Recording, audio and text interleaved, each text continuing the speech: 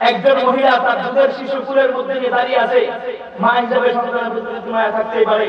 দাঁড়ায় দাঁড়ায় চিন্তা করতেছে, কে আমি কি আল্লাহর কথা শুনবো নাকি বাদশার কথা শুনে আমি আমার সন্তানকে রক্ষা করব?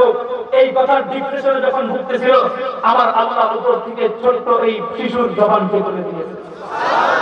ছোট্ট শিশু ডাক দিয়ে বলতেছে, মাগো তুমি যে আগুন দেখে ভয় পাচ্ছ, এটা দুনিয়ার কোনো আগুন হয়, এই আগুনের চাপ দিতে দেরি হবে, খোদার দরবার জান্নাতে যাইতে দেরি হবে না। এখন বাংলা একটা প্রবাদ আছে না, আল্লাহর আরশের সাথে আছে না? ছোট্ট এই শিশুটাকে নিয়ে মহিলা যখন আগুনের মধ্যে ঝাঁপ দিল, আমার আল্লাহ উপর থেকে আগুনকে হুকুম করলো, ও আগুন, জালেম শাসক যেহেতু নিষ্পাপ একটা শিশুকে পর্যন্ত সে ঝাঁপ দেওয়া নাই, কাজেই তোর আর অগ্নিকুণ্ডের ভিতরে বসে থাকবার কোনো প্রয়োজন নাই। আমি আল্লাহ তোর শক্তি দান করলাম, তুই তোর জায়গা থেকে উঠবার চেষ্টা কর, নিজের পায়ে হাঁটবার চেষ্টা কর। এই অস্ত্র এলাকায় আমার ইমানদার মুসলমানদেরকে যারা হত্যা করেছে, সমস্ত জায়গাগুলো করে সংসার করে দে, এবং যেখানে ক্ষুধার্ত হইতে চলে সব জায়গাতে আগুন তুমি কামাল করে নাও। আমার আল্লাহ হুকুম করতে দেরি, সাথে সাথে আগুনগুলো উপরের দিকে উঠতে শুরু করেছে। উঠার পর জালেম শাসকের সমস্ত ক্ষমতার মস্তকগুলোকে পুরো সারকার করে দিয়েছে, এমনকি যেখানে কুফরি তন্ত্র মন্ত্র চলত সমস্ত জায়গাগুলোকে পুরো সারকার করে সেখানে তাওহীদের পতাকা উত্তোলন করে দিয়েছে। মুহতারাম হাজিরিন, কাজে একটা কথা বলি, পরিষ্কার বলে রাখবেন, তোমরা ইসরায়েলি বাহিনীগুলো আমাদের নিষ্পাপ ফিলিস্তিনি শিশুদেরকে তোমরা যারা হত্যা করতেছো, করতে থাকো, কোনো সমস্যা নাই। তবে একটা কথা মনে রাখো, আমার আল্লাহ যখন কুদরতি সাহায্য আমাদের উপরে করবে, যখন ওই সাহায্যটা যখন আমার বাহিনীর রূপ ধারণ করবে আর আবু উবাইদার রূপ ধারণ করে তোমাদের উপর আক্রমণ করবে, কসম খেয়ে বলতে পারি সম্পূর্ণ আল্লাহর সাহায্য আসবে যখন, তখন হয়তো ইসরায়েল কেন আমেরিকান কোন পারদক সৈন্যরা পর্যন্ত আমাদের শক্তির মোকাবেলা করার কারো কোনো ক্ষমতা নেই।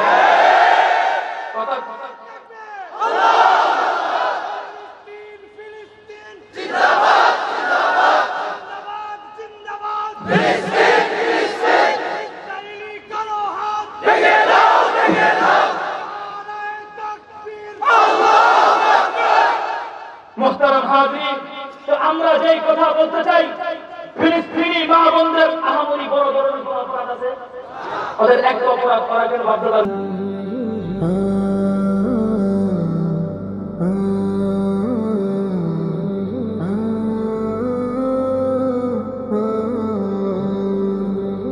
জামিয়াতুত তাকওয়া কওমি মহিলা মাদ্রাসার উদ্যোগে আয়োজিত আজকের এই ইসলামী মহাসম্মেলনের সম্মানিত সভাপতি, প্রধান অতিথি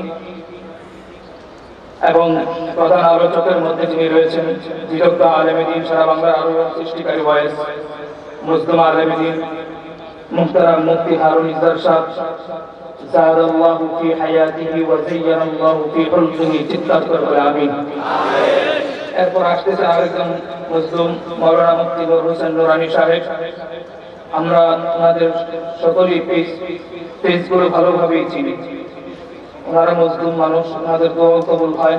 ওনারা যেহেতু আসতেছে, আসার পর যেন আমাদের মাঠগুলো যেন এলোমেলো না পায়, কারণ এমনিতেই তারা ইসলামের জন্য ত্যাগ করেছে, কথা ঠিক কিনা? এখন আসার পরে যদি ওনারা যদি মাঠের এই পরিস্থিতি দেখে, তাদের পরিচয়ের ভিতরে একটা আঘাত লাগবে। তা আপনারা কি চান তারা এসে এই আঘাতের পান? তাহলে পিছনে ওই দোকানের আশেপাশে যারা আছেন, কতক্ষণের ভিতরে আপনারা মাঠটা একটু পূরণ করে দিবেন। আল্লাহ সবাইকে বুঝার তৌফিক দান করতে পারবে। আমি মাঠে ছোটখাটো আলোচক হিসাবে আমিও আছি। তা আমাকে মানুষ সাধারণত যোগ্যতার কারণে ছিল না, আমি এখানে আসছি খোদার কসম খেয়ে বললেও কাফারা দিতে হবে না, না আছে আমল, না আছে এলেম, কিন্তু পাবলিক এরপরও আমাকে ডাকে বিভিন্ন বড় বড় মঞ্চ করেছে। আর উল্লেখযোগ্য কারণ কি জানেন? উল্লেখযোগ্য কারণ হচ্ছে এখানে যারা দাঁড়িয়ে দাঁড়িয়ে আমাকে এখন দেখার জন্য ভিতরে ঢুকছে, এরা মূলত আমাকে দেখার জন্য আসে নাই, এদের ভিতরে ভিন্ন আরেক মানুষের ভালোবাসা কাজ করে। যেই মানুষটার ভালোবাসার কণ্ঠের উপর এবং চেহারার উপর কাজ করে মানুষগুলো আমার আলোচনা করতে আসে। আল্লাহ সেই মুসলিম আলেমে দ্বীনকে আমাদের মাঝে আবার ফিরিয়ে দিচ্ছে বলে আমি আমার আগে পরে লম্বা আলোচনাও নাই, মাঝখানে কোনো হাসি তামাশাও নাই, যতটুকু পারি কোরআন হাদিস থেকে আলোচনা করার চেষ্টা করব। তবে চেষ্টা করার আগে আমি আপনাদের কাছে একটা দোয়া চাইব, কারণ যে আল্লাহ আমাকে ইজ্জত দিয়ে এই মঞ্চে কথা বলার সুযোগ দিয়েছেন, সেই আল্লাহ আবার আমাকে বলতেছে, হামিদি সাহেব, বাংলাদেশের বিভিন্ন মঞ্চগুলোতে তুমি কথা বলো, কথা বলবার ক্ষেত্রে স্কেল মেপে কথা বলো। কি মেপে কথাটা বলতেছেন? কি আরো আসছে? আল্লাহ বলতেছেন, লিমা তাকুলুনা মা লা তাফআলুন, জাতিকে তুমি এমন নসিহত কেন করতে যাবে যেটা তুমি নিজে আমল করতে পারো না? এমন নসিহত জাতিকে করবার কোনো প্রয়োজন নাই। কথা ঠিক না বেঠিক? কাজেই নিচে বসে ছোট্ট একটা দোয়া করবেন, আপনারা আমল করবেন কি করবেন না এমনি সেটা আপনাদের ব্যক্তিগত ব্যাপার, কিন্তু নিচে বসে একটু দোয়া করবেন, ছোট মানুষ যে কথা বলতেছে উনি যেন হেদায়েতের পথে চলতে পারে, সকলে বলে আমিন। আমি আল্লাহ পাক রব্বুল আলামিনের পবিত্র কালামুল্লাহ শরীফ থেকে 3টি আয়াত তেলাওয়াত করেছি বয়ানের উদ্দেশ্যে। তো 3টি আয়াত থেকে 3য় নম্বর যে আয়াত আছে এখান থেকে আমি আলোচনা শুরু করব। 3য় নম্বর আয়াতের মধ্যে আমার আল্লাহ পাক রব্বুল আলামিন তোমার সাথে আমার সাথে একটা ওয়াদা করেছেন, অঙ্গীকার করেছেন, কমিটমেন্ট করেছেন। কি ওয়াদা, কি অঙ্গীকার বলতেছি, এর আগে তরজমা বুঝেন। আমার আল্লাহ কোরআনের মধ্যে বলতেছেন, ওয়ালিল্লাহিল ইজ্জাতু ওয়া লিরাসূলিহি ওয়া লিল মুমিনিন। আল্লাহ বলতেছেন ইজ্জত এবং সম্মান এটা হচ্ছে আমার আল্লাহ তাআলার জন্য নির্ধারিত। কার জন্য? আমার মাঝে এত সাউন্ড আসতে হয় না। কার জন্য? অতঃপর আল্লাহ তাআলা বলতেছেন ওয়ালি রাসূলিহি, এই ইজ্জত এবং সম্মান এটা নির্ধারণ করা হয়েছে নবী এবং রাসূলদের জন্য। সুবহানাল্লাহ। অতঃপর আল্লাহ বলতেছেন ওয়ালিল মুমিনিন, ওয়ালিল মুমিনিন, এই ইজ্জত এবং সম্মান এটা নির্ধারণ করা হয়েছে ঈমানদার মুসলমানদের জন্য, তোমার জন্য, আমার জন্য। সুবহানাল্লাহ। আল্লাহ তোমাকে আমাকে কোথায় ইজ্জত দিবেন সেটা নির্দিষ্ট কোনো জায়গা উল্লেখ করেন নাই। অর্থাৎ আমার আল্লাহ তোমাকে দুনিয়াতে ইজ্জত দিবে, আখিরাতে দিবে না, বিষয়টা এমন। আমার আখিরাতে দিবে, দুনিয়াতে দিবে না, বিষয়টা এমন। বরঞ্চ আল্লাহ পাক রব্বুল আলামিন সর্বকালীন শব্দ ব্যবহার করেছেন, আমার আল্লাহ মুসলমান ঈমানদারদেরকে দুনিয়াতেও ইজ্জত দান করবেন, আখিরাতেও তাদেরকে সফলতা দান করবেন। তাহলে আমার আল্লাহর এই কথার দ্বারা স্পষ্ট হয়ে যায় মুসলমান ঈমানদার জাতি দুনিয়াতে একটা সম্মানের জাতি, ইজ্জতের জাতি। কথা ঠিক না বেঠিক? এখন আমরা যদি আল্লাহর কোরআনের আয়াতটাকে যদি একদিকে রাখি আর বর্তমান পৃথিবীর ভয়াল মানচিত্রটাকে যদি আরেকদিকে রাখি, তাহলে আমরা পরিষ্কার একটা জিনিস দেখতে পারবো, পৃথিবীর মানচিত্রের সাথে আমার আল্লাহর কোরআনের আয়াতের সাথে কোনো মিল নাই। তার কারণ হচ্ছে আল্লাহ বলতেছে মুসলমান হচ্ছে ইজ্জতের জাতি, সম্মানের জাতি।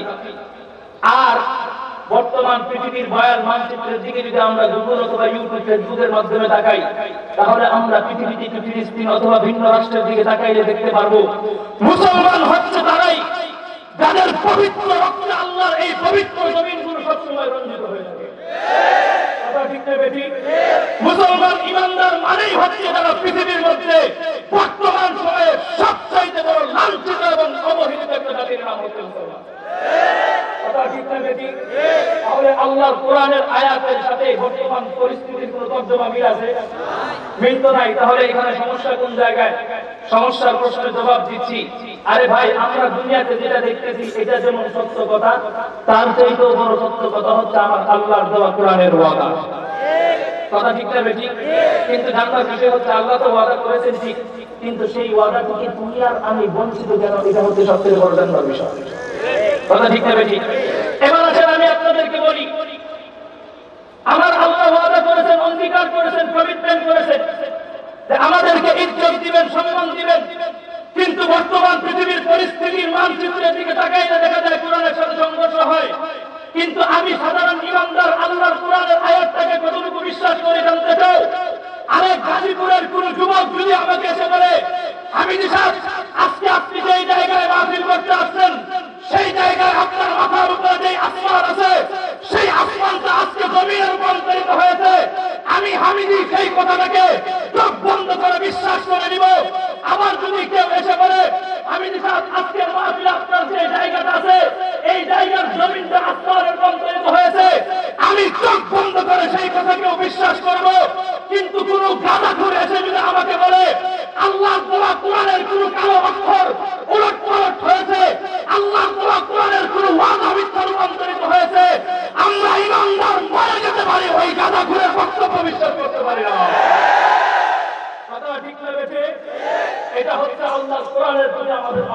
ভালোবাসা।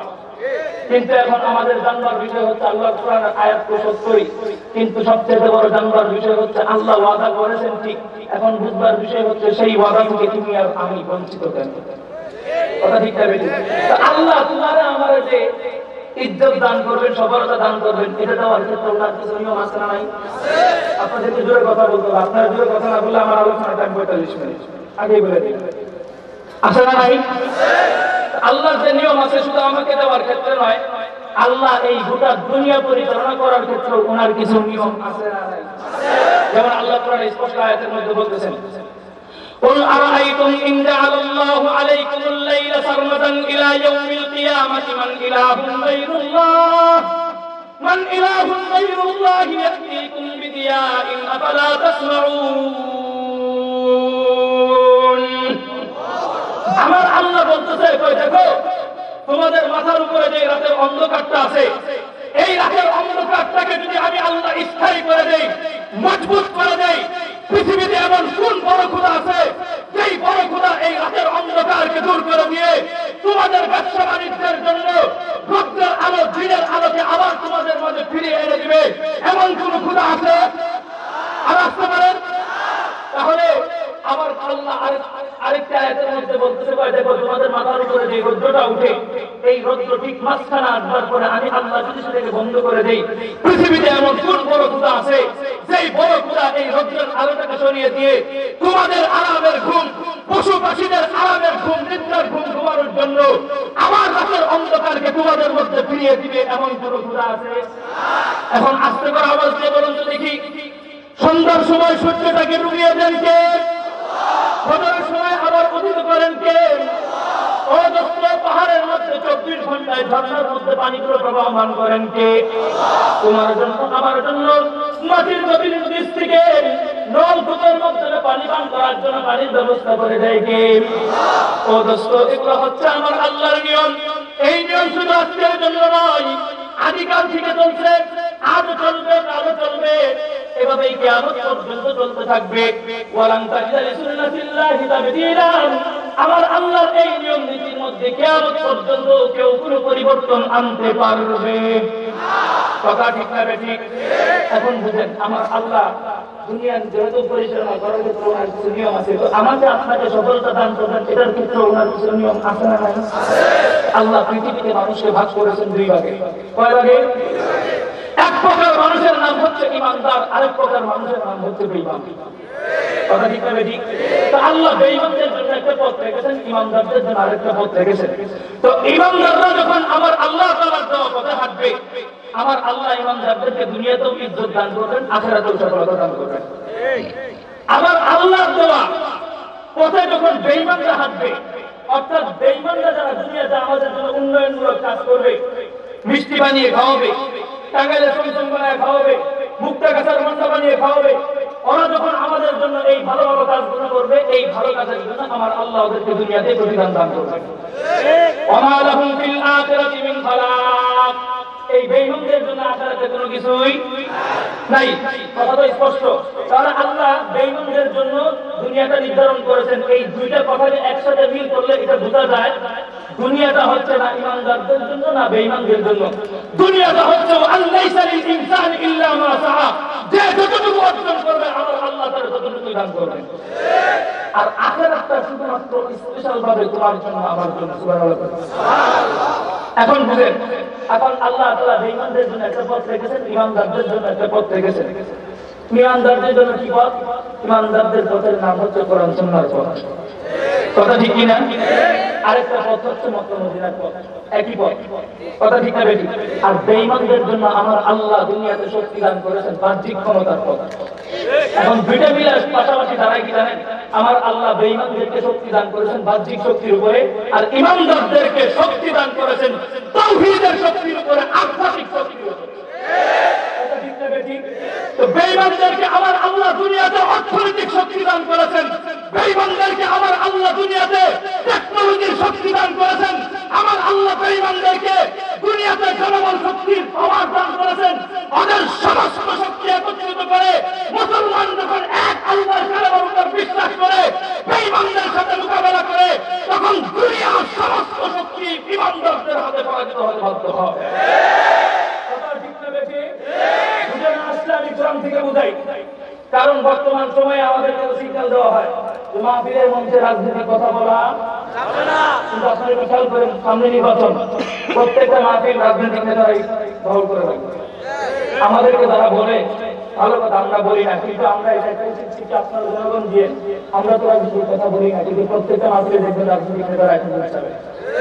কথা ঠিক না বেশি? তার আমরা ওনাদেরকে দিয়ে দিলাম, যেহেতু অতিথি করা আমি মোটা অঙ্কের টাকাও জড়িত, কিছু কথা বলা দেওয়া দরকার। কথা ঠিক না? এবার আসলে আমি কোরআন থেকে রেফারেন্স দিয়ে বলি আপনাদেরকে।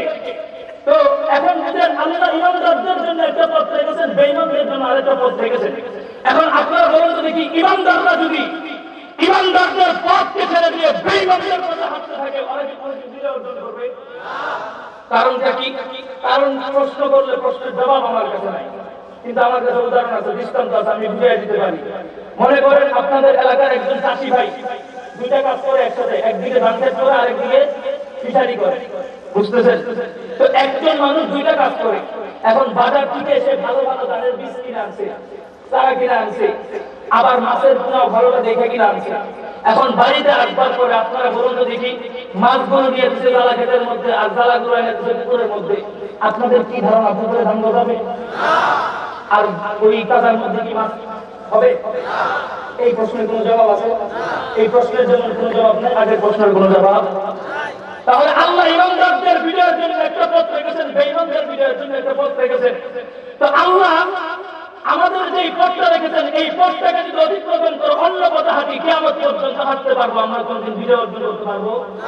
আরো সহজে বুঝাই, আপনি আজকে মাহফিলে আসছেন না, মনে করেন নুরানি সাহেব আজকে শেষে আজকে বয়ান করে, তো বয়ান করে যখন আপনি চলে যাবেন, এর আগ মুহূর্তে আপনার এক বন্ধুর সাথে দেখা, তো আপনার বাড়ি হচ্ছে এই মাহফিল থেকে পশ্চিম দিকে 1 কিলোমিটার দূরে, যার সাথে আপনার দেখা হয়েছে তার বাড়ি হচ্ছে এই মাহফিল থেকে পূর্ব দিকে 1 কিলোমিটার দূরে। এখন আপনারা একটু বুঝেন, মাহফিল যখন শেষ হয়ে যায়, আপনি আপনার বন্ধুর সাথে আলাপ করতে করতে পূর্ব দিকে হাঁটতে শুরু করলেন, আপনি বলুন থেকে 4 থেকে 5 মিনিট চলবার পরে আপনি কি আপনার বাড়ির দিকে অগ্রসর হলেন না বাড়ির দিকে আরো দূরে সরে গেলেন? কথা ঠিক না বেঠিক? 10 থেকে 15 মিনিট চলবার পর আপনার বন্ধু যখন আপনার বন্ধুর গন্তব্য পর্যন্ত পৌঁছে যাবে, আপনিও কি পৌঁছে যাবেন? নাকি আপনার বাড়ি ছিল আগে 1 কিলোমিটার দূরে, এখন বন্ধুর সাথে তাল মিলিয়ে চলবার কারণে এখন আপনার বাড়ি কয় কিলোমিটার দূরে? কথা ঠিক না বেঠিক? তাহলে আপনি পূর্ব দিকে যাইতে পারেন, আমার আল্লাহ আপনাকে গায়ে শক্তি দান করেছে, 1 কিলোমিটার নয় 1000 কিলোমিটার রাস্তা অতিক্রম করে পূর্ব দিগন্ত আপনি ক্রস করতে পারেন, কিয়ামত পর্যন্ত হাঁটতে পারেন। খোদার কসম আপনি আপনার বাড়ি কোনোদিন ঘুরতে পারবেন না। কথা ঠিক না বেঠে? তো আমার আল্লাহ মুসলমানদের জন্য পথ রেখেছেন, মক্কা এবং মদিনার পথ। এই মুসলমান আর ইমানদাররা যখন মক্কা মদিনার পথকে হাইলাইট করে, কোরআন সুন্নাহর পথকে বাদ দিয়ে যখন ইহুদি খ্রিস্টানদের পথে চলতে থাকবে, ইহুদিদের পাও থাকতে থাকবে, খোদার কসম খেয়ে বলি, ইসরায়েলি পণ্যগুলো যখন আমাদের ঘরে থাকবে, আমরা ওদের গোলামি করতে পারি, গোলামি করতে করতে ওদের গোলামির জিঞ্জিরগুলো আমাদের গলায় আটকা হতে পারে। খোদার কসম আমরা কিয়ামত পর্যন্ত ইহুদি আর খ্রিস্টানদের মার খাইতেই থাকবো, খাইতেই থাকবো। খোদার কসম কিয়ামত পর্যন্ত আমরা কোনদিন বিজয় অর্জন করতে পারবো না। কথা ঠিক না বেঠে? তাহলে বোঝা গেল আমার আল্লাহ তাআলা দেওয়া নির্ধারিত পথে যখন হাঁটবে, তোমাকে আমার আল্লাহ বিজয় দান করবে। এটা যাদের বুঝে না আসে, আমি আপনাদেরকে বুঝাই।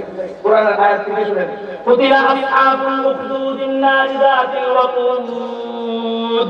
এই আয়াতের বিস্তারিত ঘটনা পড়েন অথবা উলামায়ে কেরাম আমাকে জিজ্ঞেস করেন। আরবের পার্শ্ববর্তী একটা এলাকা ছিল, ইয়ামান নাম শুনছেন?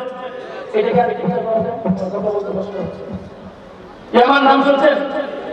ইয়ামানের আশেপাশে একটা রাজ্য ছিল, ওই রাজ্যের মধ্যে একজন বাদশা ছিল, যে বাদশা নিজেকে নিজে খোদা দাবি করত। নাউযুবিল্লাহ, রাসূল বলেন নিজেকে নিজে খোদা দাবি করত এবং মানুষদেরকে বুঝাইতো আল্লাহ বলতে কিছু নেই। আর রাসূল বলেন, তো এই বাদশা যখন আস্তে আস্তে বুড়ো হয়ে পড়লো, এমন সময় সিদ্ধান্ত গ্রহণ করলো, কিরে আমি তো কয়েকদিন পরে মিনহা খালাকনাকুম ওয়া ফিহা নুঈদুকুম হয়ে যাব, তাহলে আমার আগামী দিনের ভবিষ্যৎ ধরে রাখবে কি? এটা ধরে রাখার জন্য একটা মানুষ দরকার। সেই সাথে সাথে মন্ত্রী পরিষদের সাথে বৈঠক বসলো। বসবার পরে তার একজন কাজ করছিল অন্ধ উজির। এই অন্ধ উজির পরামর্শ দিল, বাদশা গো তুমি তোমার ক্ষমতা আগামী দিনের জন্য টিকিয়ে রাখতে চাও, তাহলে আমার ছোট্ট একটা পরামর্শ শোনো। সেই পরামর্শ কি জানো? তুমি যদি তোমার ক্ষমতার মস্তক টিকিয়ে রাখতে চাও, তোমার অত্র এলাকা থেকে ছোট্ট একটা বালকের ব্যবস্থা করো, যেই বালকের মেধা থাকবে সর্বোচ্চ উচ্চাঙ্গের। এই বালকটা প্রতিনিয়মিত তোমার দরবারে যাবে, যায়া যায়া জ্যোতিষী বিদ্যাগুলো আর কুফরি তন্ত্র মন্ত্রগুলো শিক্ষা গ্রহণ করবে, আর আস্তে আস্তে তোমার বয়স বাড়বে, তো বড় হতে থাকবে। তুমি যখন মারা যাবে, তোমার যদি নিশ্চিত একটাই ছোট্ট বালক দখল করবে। বাদশা বলল, সুন্দর পরামর্শ, তুমি যেহেতু দিছ, তুমি একটা ছোট্ট বালকের ব্যবস্থা করে দাও। এই অন্ধ উজির খুঁজে খুঁজে ছোট্ট একটা বালকের ব্যবস্থা করে দিল। ছোট্ট এই বালকের ব্যবস্থা করে দেওয়ার পর ছোট্ট বালকটা প্রতিনিয়মিতই বাদশার দরবারে যায়। যাওয়ার পরে সেখানে গিয়ে প্রতিনিয়মিতই কুফরি তন্ত্র মন্ত্র জ্ঞান শিক্ষা গ্রহণ করে। কি শিখে? আল্লাহ বলতে কিছু নাই, আমার আল্লাহ এই বাদশা। আর এগুলা কুফরি তন্ত্র মন্ত্র যা শেখানো দরকার সব শিখে। ছোট্ট বালক যখন প্রতিনিয়মিতই শিখে, হঠাৎ করে বাদশার দরবারে যাওয়ার পথে একদিন দেখলো তার রাস্তার পাশে একটা গির্জা দেখা যায়। তো গির্জার ভিতরেও কিছু মানুষ ভিড় জমায়। ছোট্ট বালকের মনে টানলো যে এই গির্জার ভিতরে আবার কি হয় যায় দেখা দরকার। একদিন উঁকি মেরে দেখতে গেল। যাওয়ার পর সেখানে গিয়ে দেখলো একজন পাদ্রী ইহুদি আলেম, সে ওই গির্জার ভিতরে মানুষদেরকে শিক্ষা দিচ্ছে কালিমা কালিমা, এই কথাগুলো শিক্ষা দিচ্ছে। আমাদের একমাত্র রব হচ্ছে আল্লাহ, আল্লাহ ছাড়া আর কোন খোদা, মানুষ শুনি মানুষের কোন খোদা। ছোট্ট বালক এই জিনিসটা দেখার পরে চিন্তা করলো, কি আমি তো প্রতিদিন বাদশার কাছে শিখি, ওই আমাদের খোদা, এই সব কিছু। আবার এই পাদ্রী বলতেছে আল্লাহ আমাদের উপর আছে, আল্লাহ ছাড়া অন্য কোনো মাবুদ নাই, মানুষ শুনি মানুষের কোনো খোদা হতে পারে না। ছোট্ট বালক মনে মনে চিন্তা করে, কথা তো সত্য, কিন্তু আমি এটা পাবলিককে বোঝাবো কি করে? আমি তো বিশ্বাস করে দিলাম যে আল্লাহ আমাদের উপর আছে, কিন্তু এই কথাটা পাবলিককে খিলানো যাবে না। এটা বোঝাবো কি করে? আমার তো এলেম কম। তাহলে এখন কি করতে পারি? ছোট্ট বাচ্চা মনে মনে সিদ্ধান্ত গ্রহণ করলো, এখন থেকে আমি প্রতিনিয়মিত বাদশার দরবারে কুফরি জ্ঞান শিখবো, আর তার কাছ থেকে তাওহীদের জ্ঞান শিখবো। ছোট্ট বালক প্রতিনিয়মিত বাদশার দরবারে কুফরি জ্ঞান শিখে, আবার এখানে যে তাওহীদের জ্ঞান শিখে। দুটোই যখন জ্ঞান শিক্ষা করতেছিল, তখন তার মনের ভিতরে প্রশ্নের আবেগ জাগ্রত হলো, কিরে আল্লাহ তো দুইজন হতে পারে না, দুইজন তো কেউ কাউকে পরিচালনা করতে পারে না, আবার মানুষ মানুষ তো কোনোদিন খোদা হতে পারে না। আমাদের আল্লাহ তো একমাত্র আল্লাহ, কালিমাতু লা ইলাহা ইল্লাল্লাহ আমি স্বীকার করলাম, কিন্তু ও যে আমাদের খোদা না, এটা প্রমাণ করবো কি করে? এটা প্রমাণ করা দরকার। এই চিন্তা ভাবনা নিয়ে যখন তার ভিতরে উৎফুল্লিত হচ্ছিল, ঠিক একদিন বাদশার দরবারে যাওয়ার পথে হঠাৎ করে দেখলো অনেক মানুষের জমজমাট হয়ে রাস্তার মধ্যে ভিড় জমি আছে। ছোট্ট বালক দৌড়ে চলে গেল ওখানে। যাওয়ার পর জিজ্ঞেস করলো, কিরে ভাই ভিতরে কি হয়েছে? তুমি যা দেখো, এখানে বিশাল বড় একটা হিংস্র প্রাণী রাস্তার মাঝখানে বসে আছে, যে প্রাণীটাকে ভয় করে রাস্তার এপারের মানুষগুলো ওইবার যেতে পারতেছে না, ওপারের মানুষগুলো এইবার আসতে পারতেছে না। এবার ছোট্ট বালক মনে মনে খেয়াল করতেছে, আল্লাহ গো, এবার পরীক্ষা করার সময় এসেছে। সুবহানাল্লাহ। এই কথা বলে আমার আল্লাহর কাছে চিৎকার করে বলতেছে, আল্লাহ গো, আমি তো তোমাকে খোদা বিশ্বাস করি, আর আমার বাচ্চা তো এই ভঙ্গ খোদা কোনোদিন খোদা হতে পারে না, সেটাও আমি জানি, কিন্তু এই কথাটা জনতান্ত্রিককে আমি বুঝাবো কি করে? ওরা তো সবাই বাচ্চারই খোদা মানে। কিন্তু আল্লাহ তোমার এই কালেমার পাওয়ার পরীক্ষা করার জন্য আজকে তোমার জাতি নামের উপর শপথ করে ছোট্ট একটা পাথর নিক্ষেপ করবো। আল্লাহ গো, তোমার নামের পাওয়ার উপর জন্য এই বিশাল বড় হিংস্র প্রাণীটা মারা যায়। এই ওয়াদা করে আল্লাহর সাথে কমিটমেন্ট করে ছোট্ট বালকটা ছোট্ট একটা পাথর নিয়ে আমার আল্লাহর জাতি নামের উপর শপথ করে ছোট্ট একটা পাথর যখন নিক্ষেপ করলো, নিক্ষেপ করতে দেরি হয়েছে, বিশাল বড় এই হিংস্র প্রাণী দুনিয়া থেকে মৃত্যুবরণ করতে দেরি হয়। বড় যদি কেউ উপস্থিত সকলে দেখে কি দেখে না? দেখবার পরে তারা মনে মনে ধারণা করলো, কি এতটুকু একটা বালক এতটুকু একটা পাথর মেরে এত বড় প্রাণী মেরে ফেললো, নিশ্চিত ওর ভিতরে কিছু আছে। ওই এলাকায় একটা রোগ ছিল, প্রচলন রোগ, কুষ্ঠরোগ। কি রোগ? কুষ্ঠরোগ। তো এই কুষ্ঠরোগীরা ছোট্ট বালকের পাশে আইসা সিরাল ধরতে শুরু করলো, জিজ্ঞেস করতেছে, কি রে বাবা, তুমি এত বড় কাহিনী কেমনে ঘটাইলা? ছোট্ট বালক জবাব দিতেছে, তোমরা যে বাদশারা খোদা মানুষ, এত খোদা না, ওটা বন্ধ খোদা। এখন বলতেছে, তাহলে তুমি কেমনে কি করলা? আমি আল্লাহর পাওয়ার নিয়ে পাথরটা নিক্ষেপ করছি, যেই আল্লাহ আমারও খোদা, তোমারও খোদা, তোমার বাদশারও খোদা। এখন বলতেছে, মানলাম আমাদের খোদা, তোমারও খোদা, বাদশারও খোদা, কিন্তু তুমি সেই আল্লাহর পাওয়ার নিয়ে যেতে এত বড় কাজ করতে পারছো, সেই আল্লাহর যে তুমি বইলা, তুমি যদি আমাদের একটু দান করতে, আমাদের তুমি আল্লাহ শাস্তি করে দিত। ছোট্ট বালক মনে মনে করতেছে, কি আমি আল্লাহর কালেমা পরীক্ষা করার জন্য এটা করলাম, এখন যদি ওদেরকে দান করি, ওরা যদি ভালো না হয়, নিশ্চিত ওরা আমার আল্লাহর কালেমার প্রতি আবার বিশ্বাস করবে। কাজে এই ছোট্ট বালকের সাথে সাথে আল্লাহর কাছে আবার জমাদারি করে ফরিয়াদ করতেছে, আল্লাহ গো, আমি তোমার কালেমার বিশ্বাস স্থাপন করার জন্য এই খেলাটা খেলেছি, এখন ওরা বলতেছে ওদেরকে জাকুত করার জন্য, ওদেরকে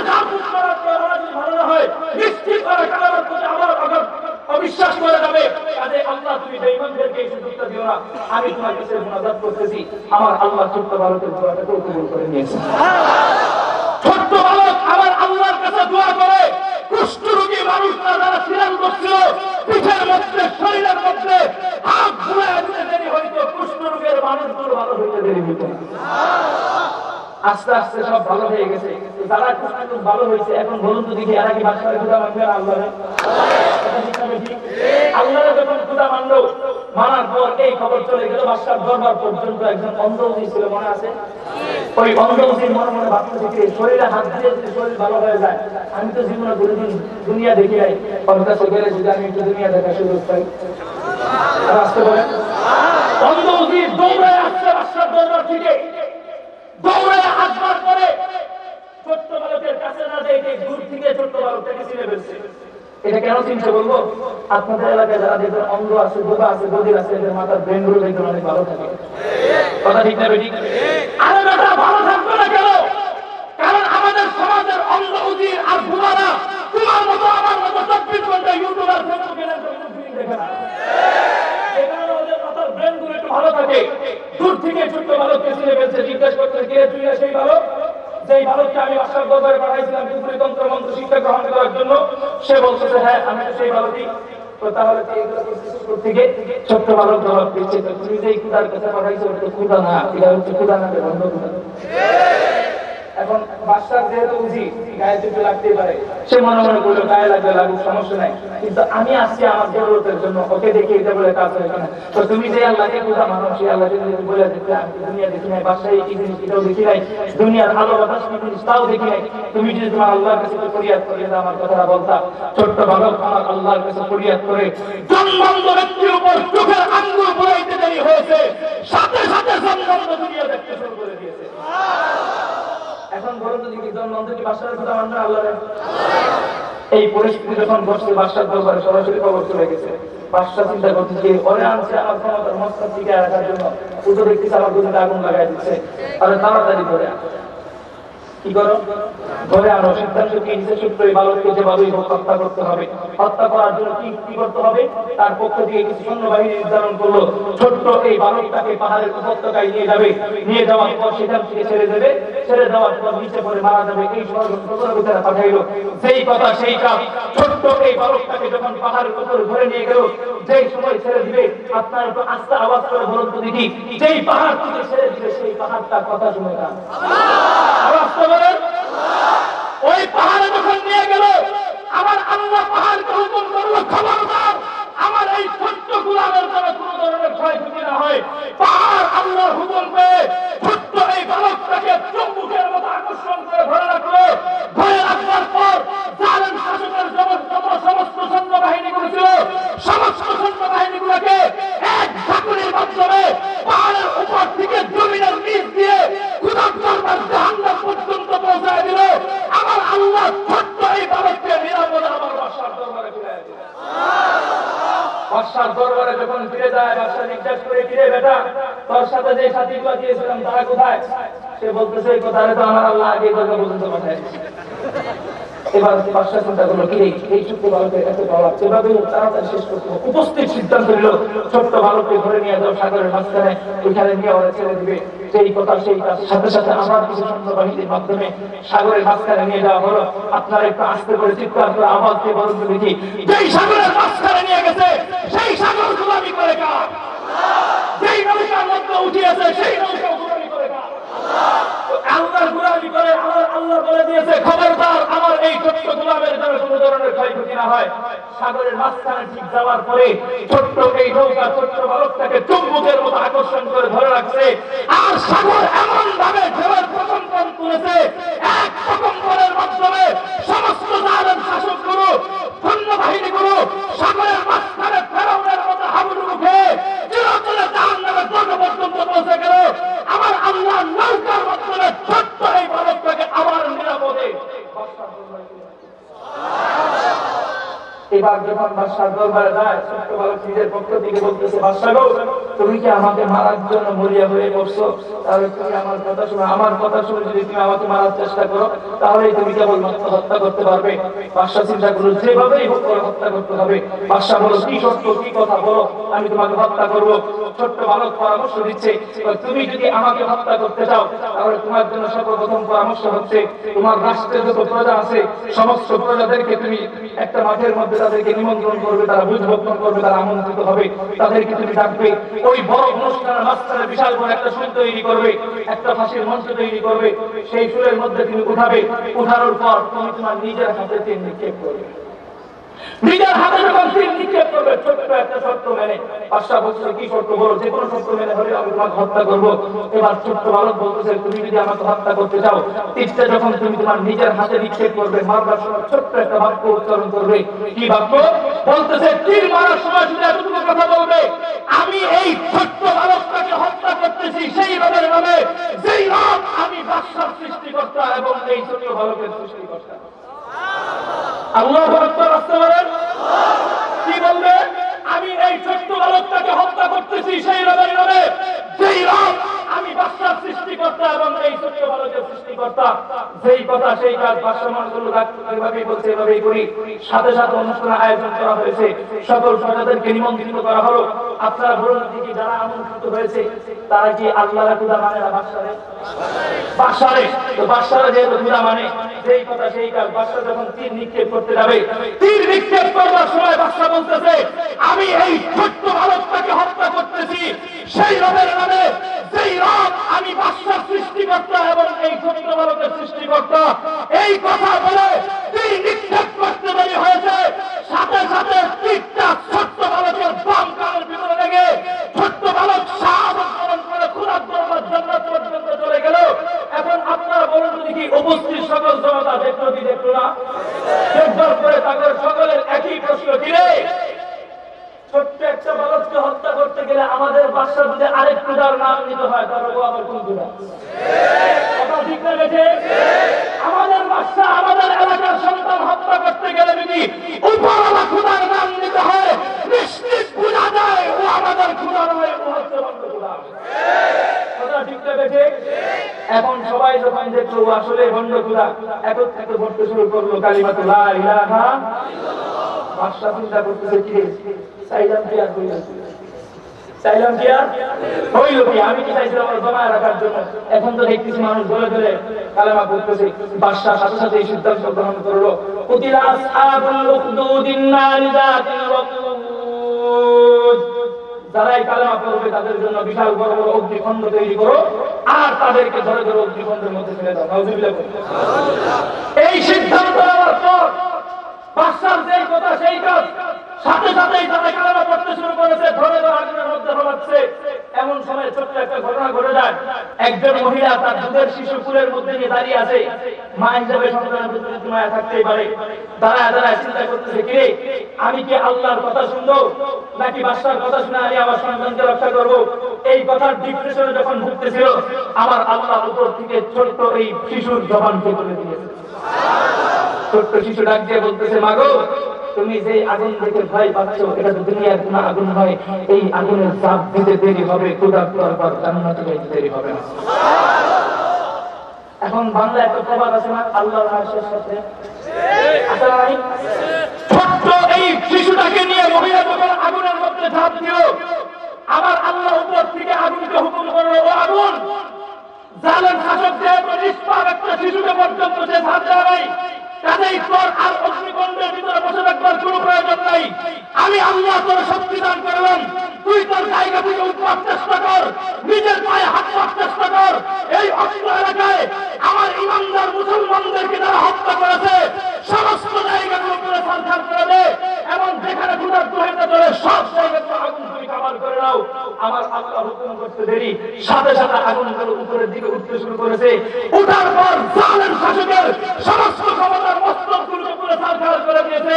এমনকি যেখানে কুফরিতন্ত্র মন্ত্র চলত সমস্ত জায়গাগুলোকে উপরে সরকার করে সেখানে তাওহীদের পতাকা উত্তোলন করে দিয়েছে।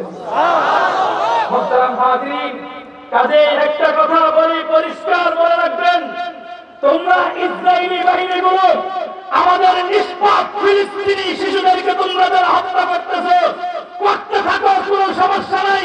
তবে একটা কথা মনে রাখো, আমার আল্লাহ যখন কুদরতি সাহায্য আমাদের উপরে করবে, যখন ওই সাহায্যটা যখন হামাস বাহিনীর রূপ ধারণ করবে আর আবু উবাইদার রূপ ধারণ করে তোমাদের উপর আক্রমণ করবে, কসম খেয়ে বলতে পারি সম্পূর্ণ আল্লাহর সাহায্য আসবে যখন, তখন হয়তো ইসরায়েল কেন আমেরিকান কোন পারদক সৈন্যরা পর্যন্ত আমাদের শক্তির মোকাবেলা করার কারো কোনো ক্ষমতা নেই।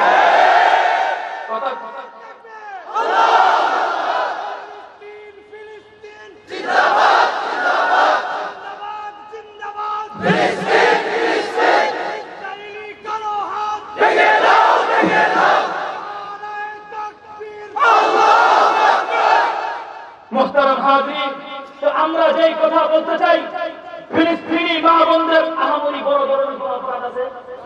ওদের একটা অপরাধ করা কেন বাধ্যতার ভিড়া ছাড়ে না? কথা ঠিক না বেশি? আরে বেটা, বিধর্মীদেরকে গিয়ে জিজ্ঞেস করো, হিন্দু ভাইদেরকে, তোমরা কি তোমাদের বাধ্যতার ভিড়া ছাড়বে? ওদের পরিষ্কার জবাব থাকবে, ধর্ম ছাড়তে পারি, বাধ্যতার ভিড়া ছাড়তে রাজি নয়। কিন্তু মুসলমানরা তো ধর্ম ছাড়বে না, তাহলে ধারণা করা কিন্তু ওরা আবার বাধ্যতার ভিড়া ছাড়বে, তার মানে মুসলমানরা জীবন দিবে। একটা কথা পরিষ্কার মনে রাখবো, আমার ফিলিস্তিনি মা বোনদের দেহের মধ্যে একটা মানুষের প্রাণের ভিতরে যতক্ষণ পর্যন্ত এক ফুটা পরিমাণ ঈমান বেঁচে থাকবে, আমার ফিলিস্তিনি মা বোনরা বাইতুল আকসাকে তাদের মধ্যে কামড় দিয়ে হলেও রক্ষা করবে। কথা ঠিক না বেঠে? তাদের হাত থেকে বাইতুল আকসা ছিনে আনা অসম্ভব। আরেকটা তাদের অপরাধ হচ্ছে, ওরা যদি বাইতুল আকসায় থাকে কোনো সমস্যা নাই, কালামা ছেড়ে দাও, তাইলেও ইসরায়েলে কিছু করবে না। কথা ঠিক না বেঠি? ভাই, এই কালামার জন্য শুধু ফিলিস্তিনি মা বোন নয়, যুগে যুগে আল্লাহ যত রাসূল পাঠাইছেন, নবী পাঠাইছেন, যত মানুষ কালেমার দায়িত্ব গ্রহণ করছে, আল্লাহ প্রত্যেককে পরীক্ষা করছেন, কি করেন? বলবো ইতিহাস। দেখেন, আমার আল্লাহ যখন গোটা দুনিয়া সৃষ্টি করে, সৃষ্টি করবার পর বাবা আদম আলাইহিস সালাতু ওয়াস সালাম থেকে শুরু করে হযরত ঈসা আলাইহিস সালাতু ওয়াস সালাম পর্যন্ত আমার আল্লাহ যুগে যুগে নবী রাসূল পাঠাইছেন, কি পাঠান নাই? কতজন পাঠাইছেন? সংখ্যার উল্লেখ করে ফেতনা সৃষ্টি করবার লোক আমরা নয়। আমরা বলি আমার আল্লাহ পৃথিবীতে অসংখ্য নবী রাসূলদেরকে দুনিয়ার মধ্যে প্রেরণ করেছেন। কথা ঠিক না বেঠিক? তো সেই সমস্ত নবীরা দুনিয়াতে আসবার পরে ওনাদের দাওয়াতের বাণীর নাম কি ছিল জানেন? সেই দাওয়াতের বাণীর নাম কি ছিল? প্রত্যেকটা নবী এবং রাসূলদের দাওয়াতের বাণীর নাম কি ছিল? কালিমাতুল লা ইলাহা ইল্লাল্লাহ। এতগুলা মানুষ আওয়াজ হয় নাই, চার ভাগের এক ভাগ যদি এই মাহফিলের ব্যানারের মধ্যে পিছনে যদি একটা পর্দা টাঙ্গা আর্জেন্টিনা আর ব্রাজিলের খেলা দেখতে দিতাম, তাহলে আমার শ্রীপুরের পাবলিক অ্যান্ড সোসাইটি আর্জেন্টিনা ব্রাজিলের ফুটবলের বলের ভিতরে ঢুকবার আগেই তোমাদের গলা দিয়ে আতশবাজির সাথে ভয়ঙ্কর আওয়াজ হতো। তাহলে মাহফিলে এসে কালেমার আওয়াজ হয় না, বুঝা গেল আমাদের ভিতরে একটু সমস্যা আছে না?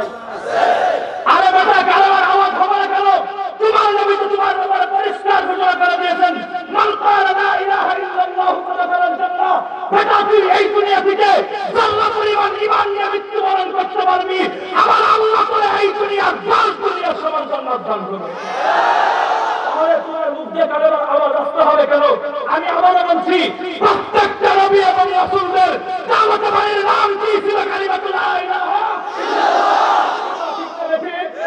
প্রত্যেকটা নবীরা যখন দুনিয়াতে আসতেন, আসবার পরে আমার আল্লাহ কোন নবীকে গ্রামের জন্য পাঠিয়েছেন, আমার কোন নবীকে কোন শহরের জন্য পাঠিয়েছেন, আমার কোন নবীকে কোন উপশহরের জন্য পাঠিয়েছেন। পাঠানোর পরে পরিষ্কার বলে দিত, আদম তোমার দাওয়াতের সীমানা হচ্ছে এই এরিয়ার ভিতরে, এর বাইরে দাওয়াতের কাজ করার কোনো প্রয়োজন নাই। মুসা তোমার দাওয়াতের সীমানা হচ্ছে এ পর্যন্ত, এটার ভিতরে তুমি দাওয়াতের কাজ করবে। খবরদার, এককভাবে দাওয়াতের কাজ করবে। উম্মত হিসাবে তোমার উম্মতের দাওয়াতের কাজ করার কোনো অনুমতি নাই। উম্মত হিসাবে শুধু সৌভাগ্যবান আমি আর তুমি হয়েছি। সুবহানাল্লাহ। তো এইভাবে দাওয়াত যুগে ওনাদের আরেকটা সিস্টেম ছিল, একজন নবী চলে যেতেন, আরেকজন নবী দুনিয়াতে আসতেন। আসা মাত্র কি হয়েছে জানেন? নতুন নবী দুনিয়াতে আসবার পরে আগের নবী চলে যাওয়ার যে আসমানি কিতাব থাকতো, নবুয়ত থাকতো, উলামায়ে কেরামদেরকে জিজ্ঞেস করেন, নতুন নবী আসা মাত্র আগের নবীর আসমানি কিতাব বা নবুয়ত শরীয়ত, নতুন নবীর কিতাব এবং নবুয়ত অনুযায়ী রাষ্ট্র পরিচালনা হবে। কথা ঠিক না বেশি? এভাবে চলতে চলতে কতদূর পর্যন্ত চলে জানেন? ঈসা আলাইহিস সালাতু ওয়াস সালাম পর্যন্ত আল্লাহ তো কোন নবীকে গ্রামের জন্য পাঠাইছেন, কারো আবার শহরের জন্য পাঠাইছেন। এখন আপনারা মহিলাদের মতো আস্তে আস্তে চিৎকার দিয়ে আওয়াজ দিয়ে বলবেন যাতে আওয়াজ প্যান্ডেল বাইরে না যায়। বলুন তো দেখি, ঈসা চলে যাওয়ার পর পৃথিবীর মধ্যে একজন নবী এসেছিলেন, সেই নবীটি শুধুমাত্র মক্কার জন্য এসেছেন? মদিনার জন্য? ইউরোপ, আমেরিকা, ইন্ডিয়া, বাংলাদেশ এলাকার জন্য এসেছেন? গোটা কুল কায়াতের জন্য যেই নবী এসেছেন, সেই নবী আপনার পরে আমার পরিষ্কার ঘোষণা করলেন, আনা খাতামুন নবিয়্যিন, আমি শেষ নবী, আমার পরে আর কোন নবী, আমি শেষ নবী, আমার পরে আর কোন নবী, আমি শেষ নবী, আমার পরে আর কোন নবী। এই মাঝখানে এসে যদি কোন গাদাখুর কাদিয়ানির বাহিনী যদি নিজেদেরকে নবী দাবি করে, ওরা নবী দাবি করতে পারে, খোদার কসম আমার গাজীপুরের সাধারণ ছাত্রলীগের জুতার বাড়ি খাওয়ানো যোগ্য নয়, জুতার বাড়ি খাওয়ানো যোগ্য নয়।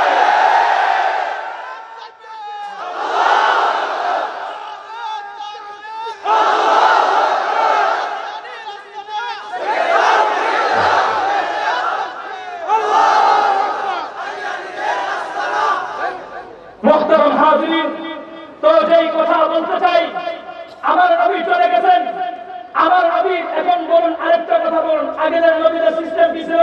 উনি চলে যাওয়ার পর নতুন নবী আসতেন, নতুন কিতাব আসতো।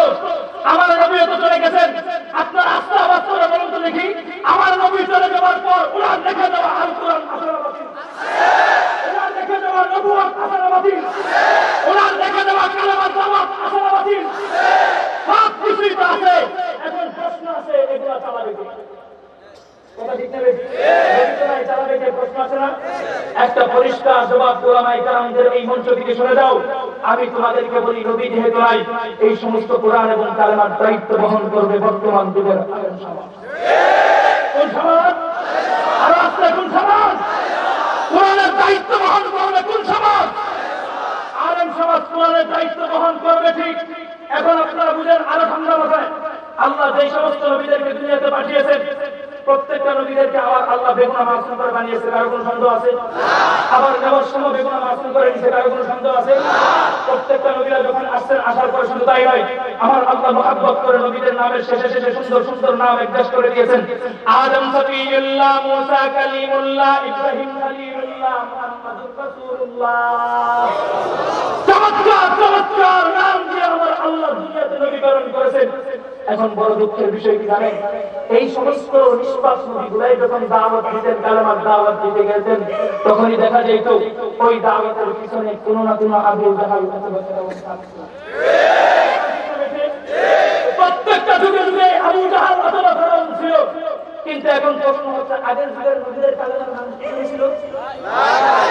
বর্তমান যুগে যারা কোরআন এবং কালেমার দায়িত্ব বহন করবে, তাদের কালেমার নাম নিষ্পাপ ছিল, তাদের পিছনে আবু জাহাল আর ফেরাউন থাকে। কিছু প্রশ্নের জবাব দেন, যে সমস্ত ওলামায়ে কেরামরা এখন কালেমার দায়িত্ব বহন করতে রাখেন, তাহলে তাদের পিছনে আবু জাহাল থাকবে না, ধারণা করলে কি করে? কথা ঠিক না বেঠিক?